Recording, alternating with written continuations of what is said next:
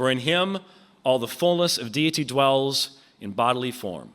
Hati enautoka toikai pantai pleroma tes theatetas somatikos. Beautiful, beautiful text. I believe it. But you see, I read it in its context. The context is an anti-Gnostic polemic.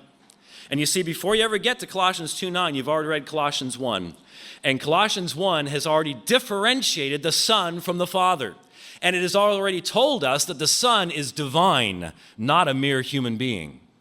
It is said that we have been transferred into the kingdom of his Son, and then in describing the Son, it says, by the Son, all things are created, whether in heaven and earth, visible or invisible, principalities, powers, dominions, or authorities, all things created by him and for him, and in him, all things sunestekem, they hold together. That's the Son, folks.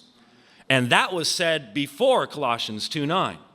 So you've got to allow that to happen. How can the Son be the one who created all things? Paul exhausts the Greek language. He exhausts the number of prepositions he could use to say that Jesus is the creator. And then when he says in Colossians 2:9, for in him all the fullness of deity dwells in bodily form, is that making him the Father? Is that making him the Spirit? No. What we believe is that each of the divine persons shares fully the one being that is God. God's being can't be cut into parts. God's being is not a pie that's been cut into 3 pieces. And since the Son truly is deity, the creator of all things, yet distinguished from the Father, but since the Son is truly deity, then we are not to be taken captive by empty philosophy, vain traditions.